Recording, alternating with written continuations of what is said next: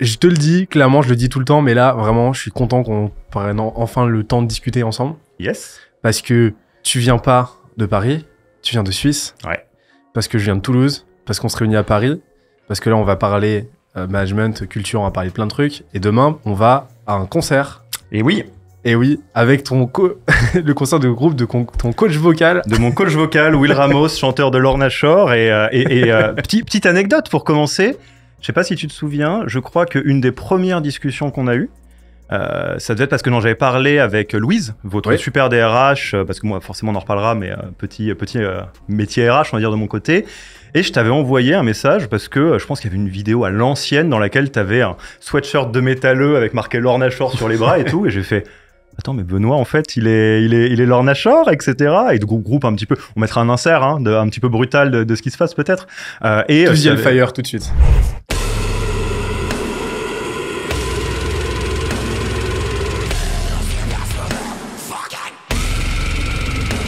Et donc, je t'avais contacté en te disant, attends, mais Lorna Shore, c'est vrai, sérieux, etc. Et tu me dis, un truc de fou. Et puis après, une chose en entraînant une autre, il s'est passé plein de trucs. Et nous voici. Nous y voilà, ouais. Parce qu'on avait fait un premier épisode, un premier volet dans ton podcast avec Louise, justement, où j'étais en +1. Et donc là, c'est le match retour. À domicile de personne. Ouais, à domicile. À domicile du Crayon. À domicile du Crayon. Qu'on remercie. Qu'on remercie. À savoir que là, on a parlé de coaching vocal. Coaching, tu me vois venir? Un peu. Très très belle transition. Qu'est-ce que tu peux m'en dire du coaching? Me concernant? Le coaching, et je serais très curieux d'avoir ton avis aussi là-dessus. Donc déjà, c'est une grosse partie de mon métier. C'est-à-dire, il y a donc de formation, je suis psy du travail. Après, j'ai travaillé dans la French Tech. Et il y a un truc qui m'est apparu, c'est en fait, dans la French Tech, j'ai l'impression que les gens pourraient avoir besoin d'être soutenus, des gens qui les aident à progresser. Enfin, globalement, le métier de dirigeant, c'est hyper dur. Et le coaching, c'est un truc, donc executive coaching, coaching de dirigeante, enfin en gros avoir quelqu'un qui t'aide un peu à un mix entre coach sportif et coach type psy, quasiment. C'est très répandu aux US, c'est très répandu en Angleterre, à Tel Aviv, c'est très répandu dans les grands groupes, mais dans la French Tech, au moment où on lance Yaniro, donc qui est la boîte que j'ai cofondée, en 2018, c'est pas un gros truc, quoi. Et donc, on lance ça. Moi, je me forme à l'executive coaching à HEC, c'est là où je rencontre mes co-founders. Et en fait, on commence comme ça. C'est-à-dire, on commence à coacher plusieurs founders de boîtes qui deviendront plus tard Payfit, Ornicard, des trucs comme ça. Et en fait, on se dit, OK, on va accompagner que la French Tech, on va faire que les coachés. Je crois que toi, tu es un grand défenseur de ça, d'ailleurs, du coaching. Tu es coaché aussi toi-même? Je suis coaché. Et Divine qu'on salue. Et bon voilà, forcément, donc de 2018 à 2023, je fais un petit peu moins de coaching maintenant. Je fais peut-être plutôt du coaching de CEO, même si on accompagne encore des founders, des top managers. À l'heure où on se parle, on est une dizaine dans Yaniro et on a accompagné, je dirais, 150 startups ou scale-up, un truc comme ça. Et ouais, non, le coaching pour moi, c'est, enfin même l'accompagnement d'une manière générale, c'est essentiel. C'est même dans ma position de dirigeant ou même d'Alexis, de personne normale, je vois pas comment, enfin c'est même pas que je vois pas comment, je vois pas pourquoi on ferait sans coach, psy, mentor, groupe de pairs, coach vocal, voilà, pour apprendre à chanter, des choses comme ça. Enfin, je vois pas trop de raisons de se galérer à tâtonner pendant 3 ans au lieu d'avancer en 3 mois avec les bonnes personnes, quoi. Là, t'étais psychologue du travail, ouais. Tu l'as dit, ouais. Là, aujourd'hui, t'as accompagné 150, tu l'as dit, environ. Ouais. Boîtes founders, en fait, CEO, exécutif. Oui, tout à fait. Des boîtes comme Payfit, évidemment, on fait plein de trucs avec eux. Mais... Quel a été le constat à l'époque qui t'a donné envie de te lancer là-dedans? Enfin, quel était le pain point selon toi qui t'a donné envie d'adresser ce secteur, tu vois? Alors, il y a un alignement de planètes qui se joue avec des planètes plus ou moins, on va dire, storytelling. Il y en a une qui est très basique, qui était crise de la trentaine. C'est-à-dire, j'ai 30 ans, en 2018, je deviens de plus en plus chiant à manager, parce que j'ai un peu la bougeotte, j'ai envie de faire des trucs, j'ai toujours eu des projets à côté de mes tafs. Je vois qu'il y a un vrai pain dans la French Tech. On en reparlera sûrement, mais globalement, il y a beaucoup de difficultés, de souffrances et beaucoup de gens qui jouent en mode difficile, en fait, qui jouent tout seuls, qui se font pas aider, parce qu'il y a des tabous. En 2018, c'est encore un petit peu l'époque dans laquelle la génération entrepreneur est un peu en mode Iron Man ou Wonder Woman, quoi. On se fait pas aider, on met pas un genou à terre, les petits c'est pour les fous, les coachs c'est pour les faibles, etc. Et on se dit, ok, il y a un truc à faire là, ça tombe bien, moi je voulais réconcilier mes casquettes business et psy du travail, parce que donc c'est tout ça, c'est pas un accident du tout, mais c'était un tout petit peu désaxé, on va dire, dans ma vie. Et on est parti d'un principe très bateau en se disant, à partir du moment où la French Tech reconnaît le langage French Tech, toi quand tu es une startup, tu prends Alan en mutuelle, tu prends Conto en banque, etc. Il y a sûrement de la place pour faire une marque qui permette de répondre à la question très compliquée de où est-ce que je trouve un coach qui me comprend. Parce que toi, ta coach, par exemple, si c'était une ancienne top manager de Danone qui te dit « Tu sais Benoît, c'est l'heure de faire ton directoire, là, c'est le moment où tu dis « Mais attends, mais tu comprends pas du tout ma réalité, là. » C'est un peu problématique. Et c'est pour ça qu'on a monté cette petite tribu de coachs dans laquelle, en fait, on a que des coachs qui sont des anciens serial entrepreneurs, des anciens VC, des personnes qui parlent la langue, quoi, tout simplement. Ok. Tu as constaté un vrai besoin au niveau de l'immaturité d'un secteur qui était quand même naissant, d'un écosystème qui commençait à se fuseler, qui est extrêmement prolifique en fait pour brasser des talents assez juvéniles, plein de potentiel, mais qui manque de structure en fait, tout simplement parce que la moyenne du CEO de la French Tech, il y a peut-être la moyenne d'âge est quoi, ouais. On dit pas bien vieux, donc fatalement tu manques d'automatisme, tu manques de fondation psychologique, d'état d'esprit, tu manques d'outillage aussi intellectuel pour fuseler, pour fuser ta performance finalement. Et ça c'est un truc qu'on a vu encore et qui est encore vrai, alors on se parle, je crois. Dans la French Tech, il y a deux trucs qu'il faut garder en tête. La première, c'est que la French Tech, 90% de la French Tech, c'est des primo-founders qui gèrent des primo-managers, qui gèrent des sorties d'école. Le tout géré par des actionnaires qui n'ont jamais vu une crise économique. Parce qu'en 2008 et en 2001, ils n'étaient pas nés, pour faire simple. Donc ce que ça veut dire, c'est que c'est très très dur de monter des boîtes en hyper-croissance, des boîtes comme Docto, des boîtes comme Conto, etc. C'est hyper difficile. Et qu'en plus de ça, c'est des premières fois pour tout le monde. Toi, t'es là, tu t'appelles Julien, t'es founder, et à un moment donné, tu vas te dire, tiens, mais pourquoi je recruterais une DRH? Ça a l'air d'être cher, et je vais peut-être réussir à me débrouiller, on va recruter, etc. Et là, t'es en train d'engranger de la dette RH, parce que tu savais pas c'était quoi le showstrap, évidemment, c'est ta première fois.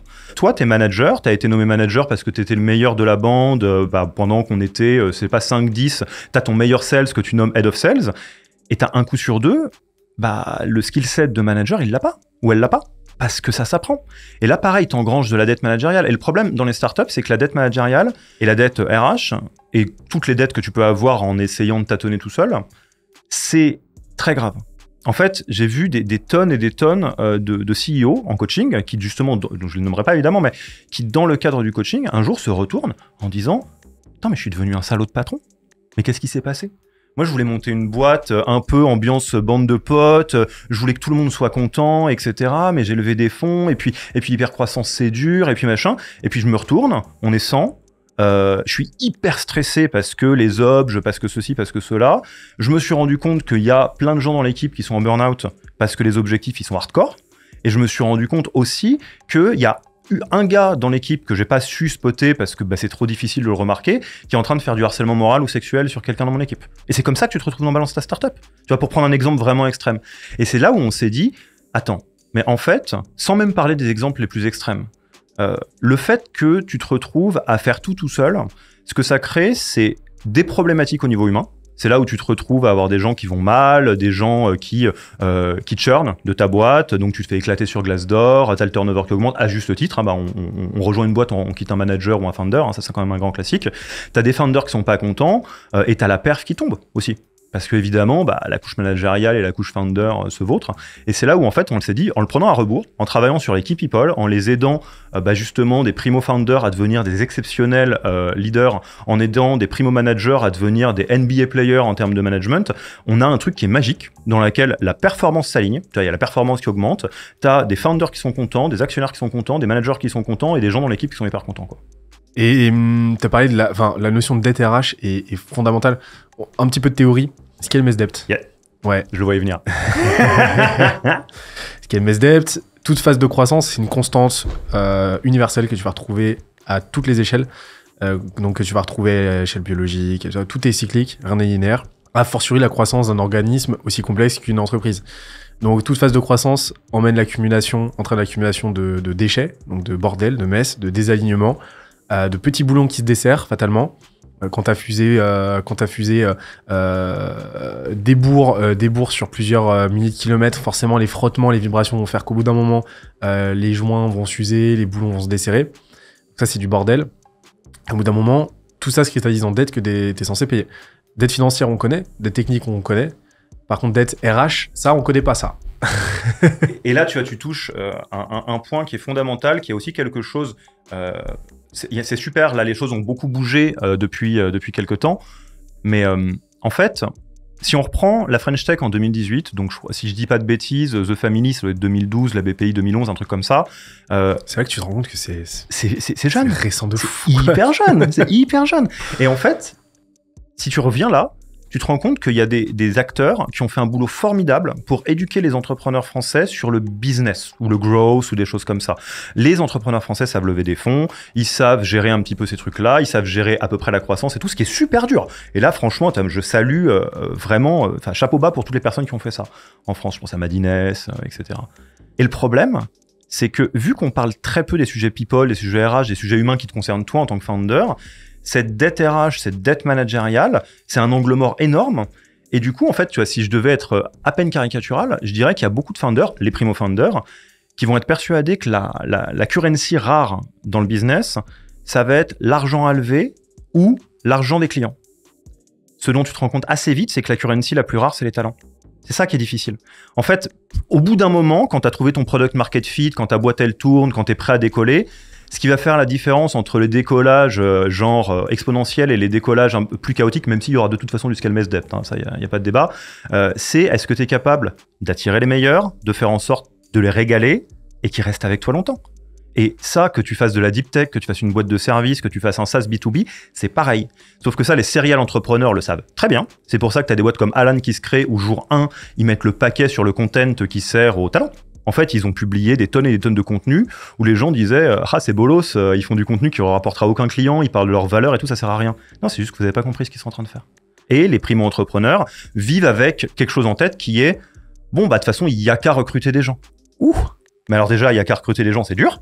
Puis avoir des gens qui sont incroyables et les garder longtemps, c'est encore plus dur. Parce qu'en fait, c'est à un moment donné, tu te rends compte que la croissance de ta boîte, c'est la croissance externe, clients, levée de fonds éventuellement, et la croissance interne, les gens. Et que c'est exactement la même. Ça fonctionne selon acquisition, activation, rétention et referral. T'en reviens à des constantes, là aussi, très humaines au final. Enfin, à partir du moment où tu comprends que tes salariés fonctionnent selon les mêmes préceptes qu'un client, exactement, et que tu les appréhendes exactement comme tu vas appréhender ton portefeuille client, en fait, là, t'as déjà fait un grand pas, tu vois. Tu sais, chez nous, on a un mantra, c'est qu'une boîte est la somme de ses compétences et la moyenne de ses talents. Quand tu l'as compris, t'as compris que ton produit, c'est un asset. Ton produit est un asset, ta brand est un asset, ton contenu, c'est un asset. Tout ça, c'est des assets, c'est trop bien. Par contre, tes people, c'est pas des assets. C'est la moelle épinière de ta boîte. Ouais, tout à fait. Concrètement. Donc, le comprendre, en fait, c'est déjà comprendre beaucoup de choses là aussi. Et sauf que vraiment, on le voit, il y a énormément d'entrepreneurs qui envisagent les RH, qui vont envisager justement leurs people comme des assets, comme un asset, plutôt que comme vraiment vraiment la fondation même de leur boîte. Et ça crée, cette sémantique-là, elle crée énormément de problèmes derrière. Toi, est-ce que tu identifies une évolution là, progressive ? On va mettre les pieds dans le plat. Je pense que malheureusement, l'évolution est lente. Elle se fait, hein. Elle se fait grâce à des gens qui sont formidables, beaucoup de RH d'ailleurs notamment. Mais je pense que l'évolution est lente. Je vais vous donner juste une histoire, je vais évidemment pas citer la boîte, mais pour vous donner une idée de à quoi ça peut ressembler. Si vous connaissez Conto, vous pouvez avoir une image de Conto qui est une boîte assez intense. C'est vrai. C'est vrai, je salue Sarah Benalel, DRH de Conto, si elle nous écoute. C'est une boîte qui a une culture qui est dite clivante. Et ça, moi, je suis 100% pour. Vous allez voir où je vais arriver avec ça. Ce que ça veut dire, c'est que, par exemple, le time frame de base chez Conto, c'est pas la semaine, c'est pas la journée, c'est la demi-journée. C'est une décision. On va se bourriner, c'est la NBA, etc. Comment on fait pour faire une culture comme ça, intense, et que ça tourne pas au carnage ? Et que ça soit juste la NBA, c'est-à-dire des gens qui décident d'être dans le top 1%, des gens qui sont les plus intenses, etc. Ça nécessite, par exemple, une fonction RH qui représente 6 à 7% du headcount de Conto. Les équipes RH de Conto, c'est ça. Sarah et ses équipes, c'est ça. C'est 6 à 7%. Et c'est ça qui te permet de t'assurer que tu recrutes des gens et que tu fais de l'anti-vente pendant les recrutements. On rejoint la NBA. La NBA, c'est dur. Est-ce que vous êtes d'accord ? Etc., etc. Que tu donnes à tout le monde la capacité d'atteindre ce niveau d'intensité et que tu fais le même travail qu'un coach sportif, à savoir te pousser à fond sans que tu te blesses. Parce que si tu te blesses, tu ne feras pas le championnat. une boîte que j'ai accompagnée récemment, où j'ai formé leur manager. Je te jure, ça m'a fait bader. C'est vraiment un de ces trucs où je suis rentré le soir un peu choqué, quoi, où t'as les founders. Donc, je forme les managers. Et les managers, à un moment donné, ils craquent, ils me disent c'est hyper dur et tout. On creuse, on discute un peu. Et en fait, les founders, ils se revendiquent d'une culture à la conto sans la comprendre. Donc, ce que ça donne, donc des phrases dites de ces founders, ça va être mais nous, de toute façon, dans notre boîte, la bienveillance, c'est un terme qui est banni.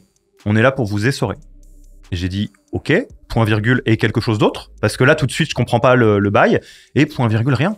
C'est ça le deal de la boîte. Et t'as des gens qui vont vouloir rentrer dans cette boîte pour je sais pas quelle raison. Et les managers me disaient, mais qu'est-ce qu'on doit faire? Comment on peut faire en sorte qu'il n'y ait pas de turnover dans les équipes? Et je les regardais avec un air un peu meurtri en leur disant, il va y avoir du turnover dans vos équipes. S'il n'y a pas une prise de conscience aux founders, j'en ai parlé aux founders après évidemment, mais il va y avoir un turnover des équipes parce que précisément ce que tu disais, les équipes, c'est pas des assets. C'est pas des gens que tu peux foutre à la poubelle, déjà parce que ça fait de toi un terrible être humain quand t'es comme ça, et que même si t'es archi cynique, bah tu finis sur Balance ta startup, tu te fais éclater sur Glassdoor, tu peux plus recruter personne, à juste titre, et ta boîte elle est finie, très très vite. Et c'est là où on est vraiment sur, il y a encore des trucs dramatiques. Il y a des choses qui évoluent, pour répondre à ta question, parce que les founders se font coacher. Toi, typiquement, je pense, je connais pas en profondeur la bio de Benoît, mais je suis sûr que tu es un gars très sympa, tu dégages quelque chose de très doux, mais je suis sûr aussi qu'il y a des décisions et des manières de structurer Scalesia que tu as prises suite à du coaching ou à quoi que ce soit d'autre. En te disant, ok, je comprends mieux le game que je veux jouer avec Scalesia, j'en parle avec mes amis, et peut-être que ça t'a fait prendre des décisions qui sont très saines pour la boîte. Ça, c'est super dur d'y arriver tout seul. Moi, je suis pas capable. J'ai moi-même mon coach, évidemment, parce que sinon, on est tous des petits poissons qui tournent en rond dans notre bocal crânien, incapables de voir si l'eau est propre ou sale. Il faut que quelqu'un te sorte pour que tu regardes l'eau de loin en disant « Ah ouais, non, mais ça, c'est nul ». Et ça, c'est la partie 1. C'est pour ça que j'ai fait Yaniro aussi. C'est pour le coaching, pour coacher les fondateurs, les fondatrices. Et de l'autre côté, t'as des gens qui structurent ça. T'as la RH, t'as beaucoup de gens qui font des trucs très très très bien en RH, en startup, qui commencent à faire prendre conscience de pourquoi il faut absolument structurer la fonction RH, pourquoi il faut investir 4 à 7% du headcount, et pourquoi il faut structurer tout ça, parce que sinon, ça fait des boîtes qui broient les gens. Et donc, je pense qu'on avance. Je pense qu'en 2024, on va avoir une énorme crise RH, parce que va y avoir de plus en plus de DRH qui vont juste pas vouloir bosser avec des founders qui sont, on va dire, pas bons là-dedans et qui laissent trop de dettes RH s'accumuler. Mais après, je suis plutôt team, on va dire, verre à moitié plein. Donc, je pense qu'avec tout ce qui est fait, nous, ce qu'on essaye de faire, ça va évoluer aussi. Mais je serais curieux de voir, toi, ce que tu vois aussi avec les founders que tu accompagnes, même si, sur des côtés très business, quoi. Alors, nous, c'est pas le sujet sur lequel on les accompagne à plus forte raison. Tu vois. Nous, on est vraiment sur les sujets, comme tu l'as dit, scale en tant que tel, make money, growth, etc. Donc, nous, on va plutôt être force de proposition. On va être plus dans l'exemplification de ce qu'on fait, éventuellement, la templétisation, mais par contre, on va pas être force de consultation sur ces sujets-là parce que c'est pas notre métier, tu vois. Donc, c'est pas ce dans quoi on va avoir tendance à mettre le plus les mains, d'une manière générale. Après, nous, on bosse avec la French Tech, mais c'est pas notre go-to-market principal non plus. Oui, tout à fait, ouais. Donc, on bosse avec nous beaucoup de boîtes de services. On bosse avec des boîtes un petit peu plus traditionnelles, avec des temporalités de croissance, des intensités de croissance et des ambitions de courbe moins... Elles sont pas censées faire x3, x2, x3. Exactement. Elles cherchent pas à faire plus 10% par semaine. Si elles font plus 10% par quarter, elles sont très très contentes. Plus 10% par mois, elles sont très très contentes. Tu vois. Forcément, derrière l'intensité que tu vas faire reposer sur tes équipes va pas se ressentir de la même manière. Donc je pense qu'on a moins cette problématique-là. Les boîtes qu'on voit nous de notre côté n'ont pas les mêmes ampleurs de dettes RH que tu vas retrouver dans des boîtes de la French Tech qui sont en post-série A et qui sont en train de se suriner comme pas possible. Et ça, si tu me permets, c'est juste un point qui est, je pense, très important à souligner. C'est qu'une grosse partie de ce qui va créer les difficultés startup, scale-up, donc tech, French Tech, et tu as raison, c'est un animal un peu particulier, c'est l'hypercroissance. Ouais. Et c'est tout. Enfin, c'est-à-dire, ça n'a quand même pas grand-chose de naturel d'avoir une boîte qui double son effectif tous les ans. est plus que pas naturel. Ton fameux modèle Scale Mess Depth, avec lequel là, j'adhère à 100%, c'est la même chose, mais en version x3, quoi. Au sens où tout va très très vite et en fait, tout est en train de déborder tout le temps, quoi. Et ça, c'est vraiment un truc que j'ai vu, qui était difficile à voir quand j'étais pas à ce point-là, on va dire, les mains dans le cambouis de ce que c'est que la French Tech. C'est que c'est très facile de chercher à qui la faute des drames qui se passent en startup. Est-ce que c'est salauds de patron? Est-ce que c'est les salauds de managers? Est-ce que c'est, oh là là, les actionnaires avides d'argent, etc. Mon avis, à l'heure où on se parle, c'est que c'est comme la NBA, ou la Ligue des Champions, ce que tu veux, c'est le coût de ce type de boîte-là. Et c'est là où, en fait, je pense qu'un truc qui est très problématique dans la French Tech, c'est qu'on a tellement glamourisé les startups qu'on a oublié d'expliquer que c'était un game horriblement difficile. C'est toi et moi, voilà, on va faire du cardio, on marche, on court, on fait ce que tu veux et tout, mais on se dit pas qu'on va faire un marathon en 2h20. Bah, toutes les personnes qui sont salariées en startup, quelque part, elles signent pour ça. Mais vu que ça a été tellement glamourisé, on oublie ça.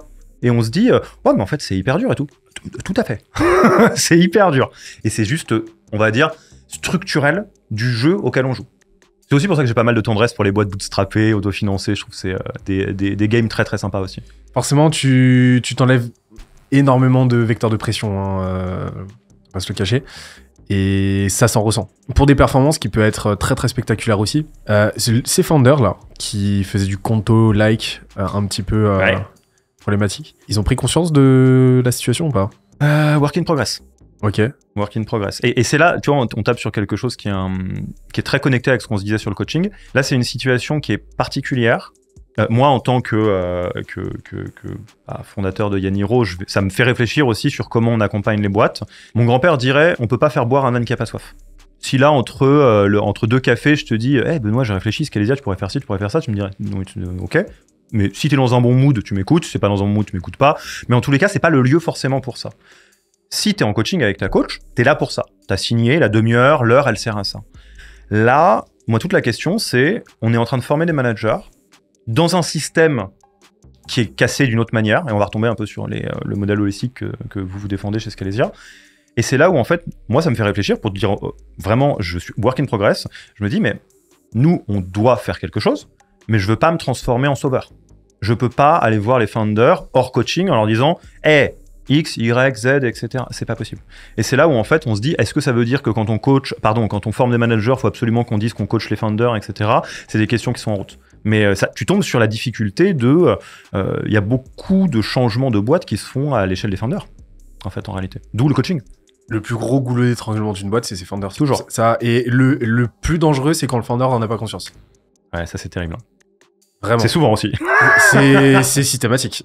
C'est systématique. Mais vraiment, vous avez une boîte, vous êtes entrepreneur, comprenez que la majorité des problèmes sont de votre ressort, mais sont de votre fait à la base et sont dus en grande partie à vos incompétences et à vos manques de prise de conscience. Comme ça, c'est dit. Hein. Non, mais très simplement. Et je me l'applique aussi à moi aussi. Hein. Et pareil, ici. Et je peux même vous en donner deux autres du même genre. Alors, si vous avez joué à Pokémon, attention, métaphore qui donne envie déjà.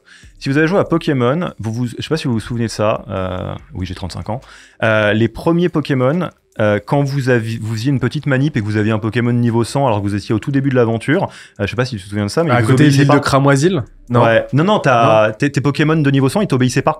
Oui. Quand t'étais, je sais pas, t'es un dresseur, t'as 0 badge, t'es au tout début, t'as ton petit Bulbizarre, etc. Et on t'envoie un Mewtwo niveau 100, il t'obéira pas. Quand tu te l'échangeais? Ouais, okay. Il t'obéissait pas et donc il faisait rien de ce que tu voulais, etc. Attention, la métaphore va atterrir. Les gens dans votre boîte sont conditionnés au niveau de leadership et au niveau de conscience de soi que vous avez, vous. C'est-à-dire, vous ne pourrez pas embarquer des gens qui ont un niveau de leadership supérieur à vous. Ce qui met, alors certains considéreront ça une pression. Moi, je considère ça comme un peu l'exercice de développement personnel ultime, donc je trouve ça chambé. Vous devez progresser, vous connaître, augmenter votre leadership sans cesse en tant que founder, parce que sinon, dans votre équipe, vous devez soit avoir des gens qui sont moins bons que vous, ce qui est un très mauvais calcul d'un point de vue recrutement, soit avoir des gens qui sont meilleurs que vous qui vous suivront pas. Parce qu'ils vont se dire, mais pourquoi je suivrais Alexis? Pourquoi je suivrais Benoît? Pourquoi je suivrais Sacha en tant que Mewtwo niveau 100? Et ça, c'est exactement ce que tu disais. Les founders sont toujours le goulet d'étranglement, c'est pour ça que c'est une nécessité quoi, d'aller lever un peu le capot pour voir ce qui s'y passe, quoi. C'est pour moi la meilleure disposition dans laquelle tu peux te mettre d'un point de vue recrutement, c'est de bâtir quelque chose de tellement fou, d'avoir une vision tellement forte que ces A+ talents, en fait, comme ça, en te voyant, en discutant avec toi, ne peuvent que se dire, non mais, c'est pas possible que je ne vienne pas les aider à accomplir cette quête, quoi. C'est pas possible. Ouais, c'est exactement ça. Je suis obligé, je vois le projet, je peux pas les laisser galérer comme ça sur mathématiques. Faut que j'y aille. Ouais, la vision que toi, en tant que founder, poses est suffisamment grande pour qu'ils puissent mettre la leur dedans. Voilà, et se dire, c'est trop bien ce qu'ils ont construit. Par contre, je vois que en SEO, c'est des brelouses pas possible. Je suis obligé de venir les aider, je peux pas les laisser comme ça. Et ça, c'est quelque chose dont tu ne peux te rendre compte que quand tu as des gens autour de toi. Coaching, Scalesia en copilote, mais tout ça, je pense qu'on a tous fait, enfin moi en tout cas je peux plaider coupable là-dessus, le nombre de fois où je me suis dit, mais ça là, il y a un truc, côté business par exemple, sur lequel on s'est trituré un peu le cerveau pendant 6 mois à réinventer la roue alors qu'on aurait dû juste bosser avec des gens qui savaient le faire et casser les barrières limitantes, etc.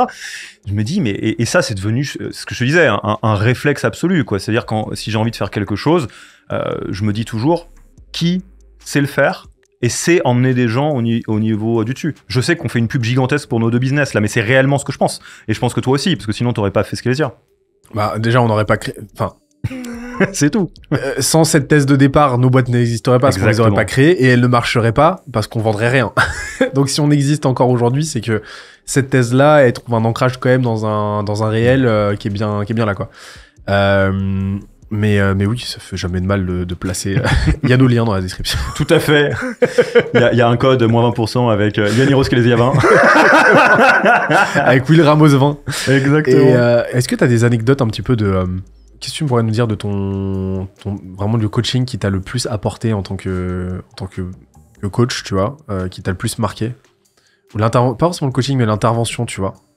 Alors, il y en a plein, parce que forcément, on a fait beaucoup de choses. Celle qui te vient là, spontanément. Ouais, il y en a 2 qui me viennent, 2 différentes. T'en as une qui est réplicable, parce qu'en fait, c'est moins la boîte et le sujet que le fond de l'histoire. C'est quand on peut résoudre des conflits entre associés. En fait, les conflits entre associés, je pèse mes mots, c'est horrible. C'est horrible. Je le souhaite à personne. Et il y a un truc vraiment hyper tabou, quelque chose qui est un peu... Qui prend comparaison avec des couples horribles, en fait, dans lesquels on peut s'enfermer pendant hyper longtemps et se dire que ça va aller, et se dire que c'est normal, et toi, plus forte raison si tout le monde est primo founder, où tu te dis, bah c'est peut-être ça, une association. Alors que, bah en fait, non. Et en fait, pourquoi c'est horrible ? C'est horrible parce que économiquement et d'un point de vue perte, ça va nulle part. Enfin, t'as une croissance qui se retrouve, alors là, pour le coup, extrêmement bridée parce que tout va mal, t'as une boîte qui est bicéphale, enfin, ça marche pas du tout. Et d'autre part, je pense qu'il y a assez peu de raisons, enfin, il y a assez peu de manières de se rendre aussi malheureux que dans une mauvaise association business. Ta vie est un enfer. Et on a accompagné beaucoup de startups qui sont en conflit associé. C'est un truc tabou, c'est un truc dont personne ne parle. T'en parles pas aux gens autour de toi, t'en parles pas à tes investisseurs. Ton copain ou ta copine à la maison en a marre de t'entendre parler de ça et te voit devenir de plus en plus gris chaque jour. Et donc ça, quand on peut faire des résolutions de conflits associés, qu'il s'agisse de rabibocher les gens, les réaligner ou un départ, ce qui est ok, mais avant les avocats, tu vois, avant que ça se passe mal, le divorce, etc. Ça, pour moi, c'est des moments où je me lève le matin en me disant, ok, on fait un super bon boulot et je suis content qu'on existe, quoi. Et tu vois, typiquement, donc je peux évidemment pas citer les boîtes, mais je peux parler d'une boîte qu'on n'a pas accompagnée, mais où je sais que le founder s'est outé là-dessus. Enfin, il en a parlé, je le remercie. C'est Guillaume Moubèche de l'Empire, Lemlist, où en fait, derrière la réussite absolument flamboyante de ces boîtes, il y avait un malheur quotidien lié à une mauvaise association, quoi. Et ça, typiquement, ça me parle beaucoup. Et l'autre, c'est un autre cas, il me plaît bien parce que je le trouve charmant. Et je trouve... Ça me donne vraiment foi dans beaucoup de choses auxquelles je crois sur le jeu startup. C'est donc une boîte qui est une licorne maintenant, on peut pas la citer. Un des founders, en fait, le CTO, en fait, il se rend compte qu'il n'a pas très envie d'être CTO. C'est un peu un génie de la tech, il a créé tous les trucs from scratch, etc. Management, pas trop sa came. Déjà, donner un Oscar à cet homme. Je veux dire, quelqu'un qui a une grande conscience de lui. Et donc, il recrute un CTO qui est vraiment un dieu vivant, la boîte d'école 10 fois plus, etc. Se pose la question, je fais quoi maintenant ? Il fait un coaching là-dessus. Et c'est très marrant. On fait des sessions. Au début, il me fait ouais, non, mais je vais faire ci, je vais faire ça, ou alors je vais faire rien, ou alors je m'en fous. Enfin, de toute façon, maintenant, je peux faire un earn-out et être, enfin pas un earn-out, mais un cash-out et être rentier. Enfin, ça va le faire, etc. Et moi, en tant que coach, je l'accompagne tranquillement, mais je me dis, il y a un truc qui cloche. Je me dis, ça va trop vite. Le gars va trop vite sur un truc, c'est son bébé, quoi. C'est sa boîte et tout, c'est pas rien. Et là, il me dit tranquillement, non, bah en fait, ça va aller, quoi. Et en fait, session 5 ou 6, un truc comme ça, donc c'est des sessions d'1h30. Il arrive, et franchement, je plaisante pas, ça se passe sur un point-virgule, il s'effondre en sanglots. Et là, il me dit, non, mais en vrai, c'est dur, et qu'est-ce que je vais faire? Et je suis triste, mais je sais même pas trop pourquoi, parce que j'ai confiance en tout le monde et machin. Et en fait, on se rencontre, on fait un petit dessin sur le tableau blanc derrière, en refaisant les sessions les unes après les autres, et on se rend compte que ça dessine, mais trait pour trait, la courbe du deuil. Exactement ça. Au début, il était dans le déni. Il me dit non, mais bon, c'est pas très important, de toute façon, je m'en fous, etc. Je suis riche, machin. Après, il est en colère. Il me dit ouais, mais non, mais en fait, ça aurait pas dû se passer comme ça. Et puis finalement, il peut être triste pour finalement remonter. La fin de l'histoire que je trouve vraiment charmante, c'est qu'il a fait la paix avec la différence entre founder, actionnaire et gars dans la boîte. Il sait qu'il peut faire des choses différentes et que tout ça, c'est pas obligé d'être les trois en même temps. Founder, il le sera tout le temps. Actionnaire, fait un peu ce qu'il veut là-dessus. Et gars dans la boîte ou pas. C'est pas obligé de tout coller. Et surtout, en fait, le nouveau chapitre qu'il a ouvert avec cette boîte, c'est un truc qui est fantastique. C'est il a créé un truc qu'il a appelé nom de code Delta Team à l'époque, qui est, il a pris une toute petite équipe de tech super fort et en fait, ils se sont baladés dans toute la boîte autour du produit pour améliorer la boîte avec cette toute petite équipe. Donc en fait, il s'est dit, tant que j'ai une utilité, je le fais. Le jour où j'ai plus d'utilité, je ferai autre chose. Mais en paix, quoi, avec la courbe du deuil. Donc, c'est vraiment une histoire qui m'a beaucoup plu. C'est beau. Et c'est beau. Hein. Il y a une maïeutique, en fait. Ouais. Très forte. C'est dingue. Et ça se... Je pense que vraiment, alors ça, c'est un retour d'expérience. On ne peut le comprendre que quand on l'expérimente. Ouais. C'est vraiment... C'est insane, hein. C'est assez insane. Et ça t'amène à sortir des verbatims, à sortir des dingueries, en fait, que tu ne pensais pas pouvoir formuler. C'est dingue. Il y a un truc, enfin, ce que je disais, je suis très défenseur, je pense, on va dire, même ambassadeur de coaching, thérapie et tout. Enfin, il n'y a pas de raison on peut prendre soin de son corps avec du sport, on peut prendre soin de l'intérieur de plein de manières. Et il y a un truc qui est trop marrant, et c'est ce fameux, ça s'explique pas, et je pense que tu l'as déjà vécu des tonnes de fois en coach ou ailleurs, c'est les révélations qu'on a dans ces moments-là. Elles arrivent de on ne sait pas où. Alors moi, en tant que coach, j'arrive pas en me disant hop, je lui fais un petit crochet du droit, petit machin, petit jab, hook, etc. Et bim, là, il va pleurer. Je me dis pas ça du tout, hein. Je déroule le cadre, le plan, le machin, et je suis patient. Il y a des trucs, je sais exactement c'est quoi le problème, mais c'est pas le sujet. C'est-à-dire qu'il faut que j'attende que la personne arrive à mettre le doigt là-dessus. Juste un petit encart là-dessus, sur pourquoi c'est mal compris le job de coach et de psy et que c'est pas mentor. C'est imaginez un jeune garçon de 17 ans qui est homosexuel, mais qui le sait pas trop, c'est un peu les émois naissants, etc., et qui vit donc une vie plutôt hétérosexuelle, et qui est hyper mal dans ses baskets. Il va chez le thérapeute, etc. Je pense que le thérapeute le comprend à la minute 3, bien sûr. Bah, parce que c'est pas très compliqué, faut être attentif, faut être dans le care, faut écouter, faut être empathique, et de la même manière qu'il y a plein de ses potes qui le savent déjà. Imaginez que ce psy, ils disent bah, mon cher Benoît, j'ai la réponse à toutes vos solutions, vous êtes gay ? C'est hyper simple. Arrêtez donc cette vie hétérosexuelle qui n'est pas la vôtre, embrassez la vie homosexuelle, etc. Ce qui se passe, c'est que dans ce cas-là, il y a toutes les défenses qui se remettent en route, on se ferme comme une huître, et on est reparti pour, des années de déni. Alors qu'à un moment donné, on va y arriver, on va tourner autour du pot, et la personne va elle-même se rendre compte ou accepter ça. Et c'est là où, effectivement, c'est dur de mettre un mot sur ce qui se passe en coaching ou en thérapie ou dans des trucs comme ça. C'est que, moi, je peux en parler de mon expérience propre, toutes les réalisations que j'ai eues, elles sont redoutables de ridicule vu de l'extérieur. Ça va être des trucs à la Will Hunting où je fais mais c'était pas de ma faute ça et tout, et t'as tout le monde qui fait oui, enfin, on le sait, et puis on te le dit depuis à peu près 10 ans, et puis t'as dit oui, et puis oui, non mais maintenant je le sais, et tout, et c'est tout. Et un beau jour, après c'est passé, on passe à autre chose, quoi. Je sais pas si t'en as vécu des trucs comme ça. Ah oui, complètement. Il y a vraiment un de mes apprentissages là de cette année. Alors, je fais un léger pas de côté par rapport à ce qu'on se disait là, mais justement on parle de l'expression, tu vois. Une des plus grosses compétences à avoir en tant que dirigeant, c'est d'être conscient de lui-même, d'une part, mais d'être conscient qu'il ne s'exprime jamais assez fort, justement. Ouais. C'est ça, vraiment, moi j'ai péché par manque d'assertiveness manque d'affirmation, manque de virulence, manque de force dans la défense de mes idées, dans la défense de mes intuitions. Et ça nous a coûté, ça nous a porté préjudice.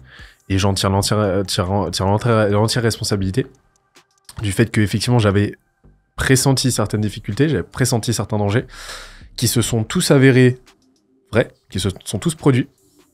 Peut-être par prophétie autoréalisatrice, hein, peut-être, je l'espère pas, mais en tout cas le fait est que ça s'est produit. Par contre, je m'en tiens pour unique responsable dans la mesure où je n'ai pas su en fait prendre suffisamment confiance en moi pour dire non, là on n'y va pas, tu vois. Et ça, je pense que le coaching, si je m'étais fait coacher plus tôt, le coaching m'aurait aidé à créer cette confiance en moi, à renforcer cette confiance en moi, à l'outiller pour que je puisse justement saisir ce genre d'intuition et leur donner plus de corps, plus de force. Et ça, pour moi, c'est absolument essentiel. Et le coaching m'y aurait aidé, tu vois. Et tu vois, ça, pour le coup, c'est un des bénéfices aussi, je trouve, d'avoir quelqu'un qui te connaît bien et qui t'accompagne sur le long terme. C'est mon coach, on va dire business, c'est un filou de première. Grégoire, là, si tu regardes cette interview, moi, je l'adore parce que déjà, c'est quelqu'un que j'aime beaucoup et que je respecte énormément. Et puis, il me connaît suffisamment pour me mettre dos au mur non-stop. Faire du coaching, dans le business, dans Yaniro, je vais faire ci, je vais faire ça et tout. Il me dit, mais ce truc-là, c'est pas hyper incompatible avec ce que t'as dit la semaine d'avant et tout. Je fais, oui, si, peut-être, mais... Et ça a besoin de quelqu'un où tu sais qu'il est là pour t'aider ou qu'elle est là pour t'aider, mais qu'en même temps, elle te fera pas de cadeau. Et pour le coup, l'assertiveness, elle est là, quoi.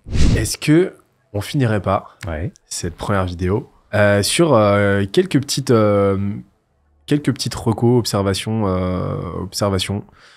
recos, ce que tu veux. Ce serait quoi les signaux, selon toi, qu'un entrepreneur, qu'un salarié, un exécutif devrait identifier qui pourrait potentiellement nécessiter un coaching? On a toujours besoin d'un coaching en préventif. Après, il y a des arbitrages budgétaires, il y a des réalités, c'est normal.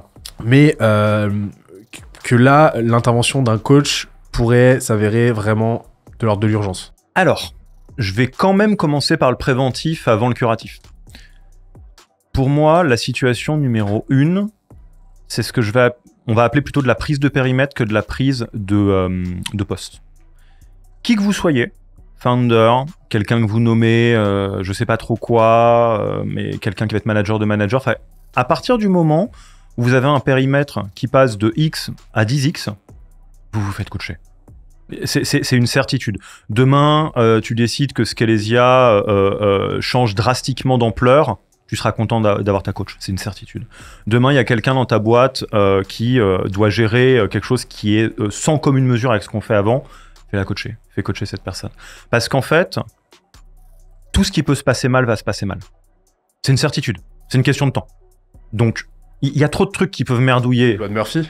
Ouais, il y a un peu de ça. Tout ce qui peut se passer mal va se passer mal. Et vu qu'en plus, tu rajoutes à ça le fameux « on sait pas ce qu'on sait pas », c'est suicidaire de se lancer dans un espèce de truc comme ça. Et ça, juste un tout petit point pour être précis là-dessus. Pourquoi c'est suicidaire et pourquoi on insiste lourdement, notamment sur le côté humain, alors que c'est vrai partout. Si demain, on commence à apprendre un nouvel instrument de musique, tous les deux, au début, on sera nuls. Et c'est comme ça, c'est la vie, quoi. On démarre tous ceinture jaune si on est très talentueux, blanche pour tous les autres, et puis les ceintures noires, faut grinder le tatami, y a pas de choix. Le problème, c'est que dès que t'es dans quelque chose qui touche à l'humain, bah, l'alternative, c'est de faire de l'essai-erreur sur des gens. Tiens, je vais essayer ça. Oups, ça va pas marcher, je lui en burn-out. Non, pas ok.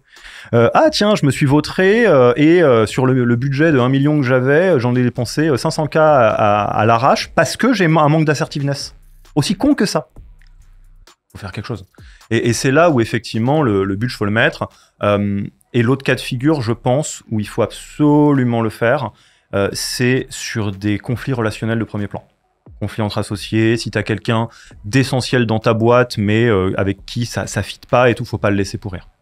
Y compris si ça veut dire potentiellement se arrêter là. C'est pas très grave, ça. Mais c'est trop important d'avoir cette moelle épinière, comme tu disais, qui est resserrée, dans laquelle on est désencombré des galères relationnelles du quotidien. Donc pour moi, c'est vraiment les cas particuliers dans lesquels il faut vraiment le faire. Ok. Le préventif, on a toujours le curatif. On fera toujours plus que le curatif, quoi qu'il arrive. Et merci, en tout cas, trop cool. Un plaisir. Et on se retrouve très vite, dans quelques jours, pour la suite. Hein. Abonnez-vous. Bye bye.